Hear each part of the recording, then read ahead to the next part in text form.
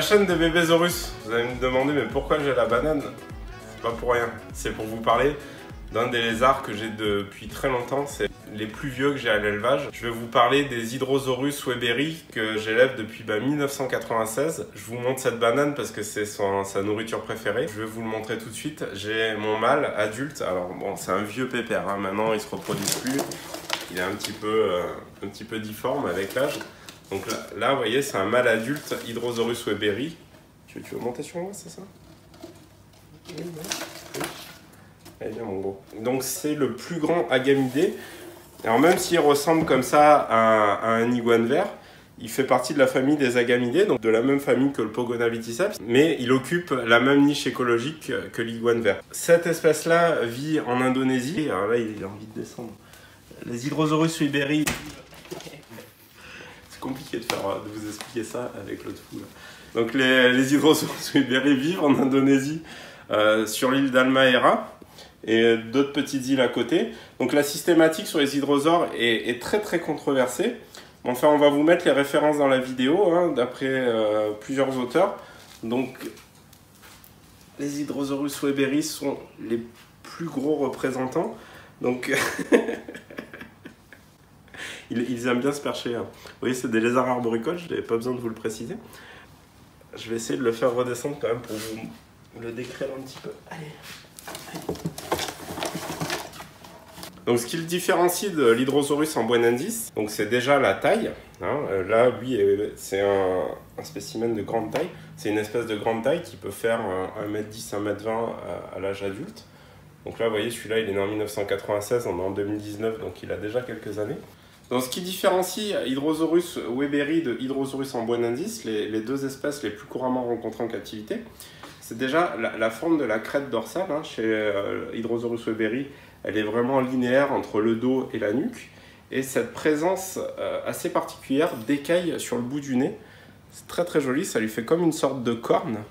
Donc là, vous voyez, il est vieux, donc il est tout gonflé, il n'est pas très beau. Une autre particularité des Hydrosaurus, alors ça c'est commun à tout le genre Hydrosaurus, c'est que chez les mâles adultes, la queue possède une espèce de crête. C'est pour ça qu'il s'appelle en anglais Saphine Lizard, donc la gamme voilier, parce que ça fait comme une sorte de voile sur la queue.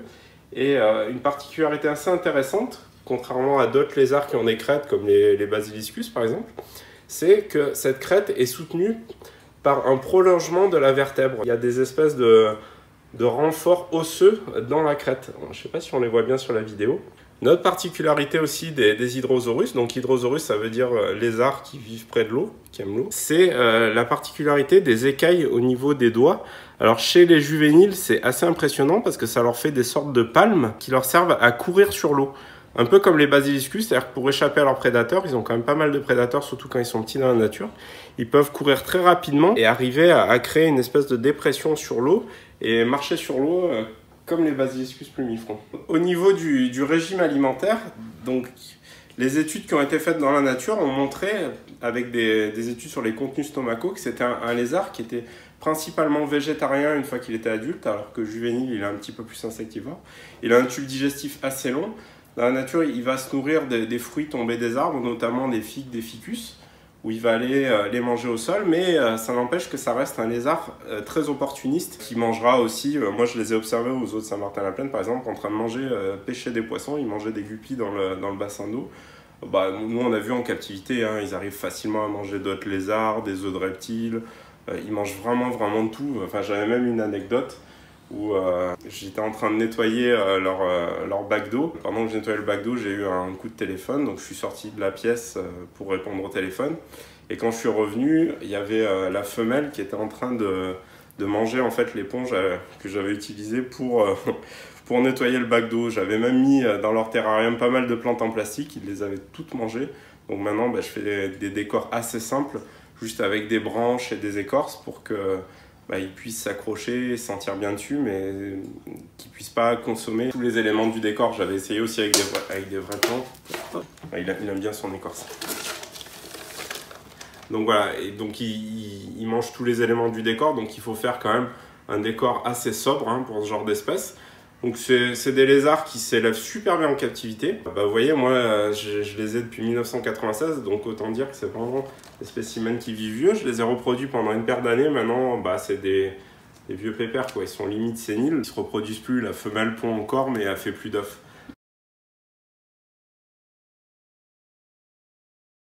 Au début, j'ai eu pas mal de soucis parce que la femelle pondait. Ils avaient un régime alimentaire qui était très carné, donc j'avais des animaux qui étaient obèses. Ils mangeaient beaucoup d'insectes et de souris décongelées. Donc les animaux étaient obèses et c'est vrai que la femelle faisait des œufs mais qui étaient complètement déformés.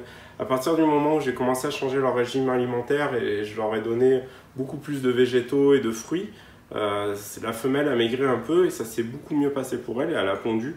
Donc les pondes généralement c'est entre 4 et 8 œufs, ils pondent 2-3 fois par an et puis l'incubation est assez classique, hein. Je les incubais sur la tourbe de coco humide dans un incubateur autour de 27-28 et ça se passait super bien. J'avais un taux de réussite qui était quasiment de 100%. Vous voyez, je voulais vous présenter le mâle, je vais aller essayer de vous chercher la femelle pour vous montrer la différence, qu'il y a vraiment un gros dimorphisme entre mâle et femelle, hein. Ils ont pas du tout la même couleur. Le mâle en vieillissant, il est devenu presque tout noir. Quand il était jeune, il était noir et ocre. Et maintenant, bah, voilà, avec l'âge, il a foncé. Je vais vous chercher la femelle, comme ça je vais vous la montrer.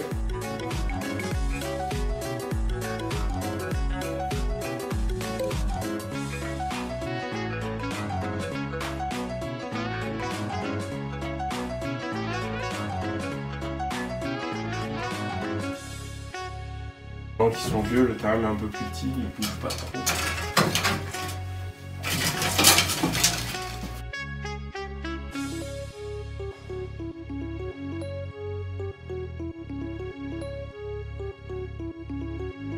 Donc là, bah, c'est une vieille mémère qui commence à être un petit peu maigre, la vieille. Donc vous voyez la différence entre le mâle et la femelle. Donc déjà, chez la femelle, on voit l'absence des tubercules écailleux au bout du nez, hein, elle n'a pas cette corne là. Pareil, la crête sur la queue est très peu développée et puis elle a une coloration qui est un petit peu différente, hein, beaucoup plus jaune ocre. Et donc là, celle-ci, vous voyez, à force de s'accoupler, parce que pendant les accouplements, en fait, les mâles attrapent les femelles par la nuque pour l'immobiliser et puis passent sa queue sous la chaîne pour introduire ses hémipénis. Et donc du coup, à force de s'accoupler avec, il lui abîme un petit peu la crête. Donc voilà, donc là ce sont des vieux animaux, hein, ils peuvent être beaucoup plus beaux que ça. Là ils sont un peu séniles, ils ont des défauts, ils sont pas parfaits.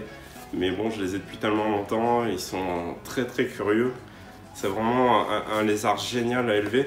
Donc par contre, voilà, il faudra prévoir une grande, pas mal de place. Donc si vous pouvez un terrarium de au moins 2 mètres, 2 mètres 50 de long, par 2 mètres de profond et 2 mètres 50 de haut. Donc vous allez mettre des branches, des bassins d'eau, vous allez mettre une lampe qui va faire un bon point chaud, un bac bien lumineux, vous n'hésitez pas à faire des vaporisations et puis surtout avoir un bac d'eau que vous pouvez changer facilement parce qu'ils vont faire leurs excréments dans l'eau et c'est important de pouvoir le nettoyer quotidiennement parce qu'ils mangent quand même pas mal et ils polluent beaucoup l'eau. Et c'est des gros crados quoi. Pas des gros crados mais écoute pas. Écoute pas. Donc là on voit aussi là sur celle-ci, sur le dessus de la tête, on voit l'œil pinéal, le vestige du 3e œil.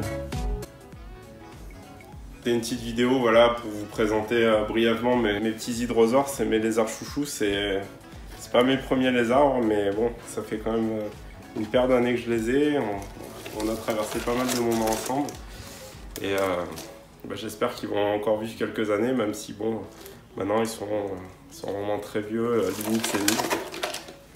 Mais bon, ils sont toujours assez vifs. On a des bébés, mais de l'autre espèce, des Amboinensis. Adultes, ils seront verts mouchetés noirs et de taille un petit peu plus réduite, et les mâles n'auront pas le petit pic sous le nez. Mais bon, par contre, en termes de caractère et tout, c'est la même chose, quoi. C'est vraiment des lézards géniaux. Donc je vous invite à... On avait fait un petit article à l'époque dans Reptile Mag qu'on a remis sur notre site.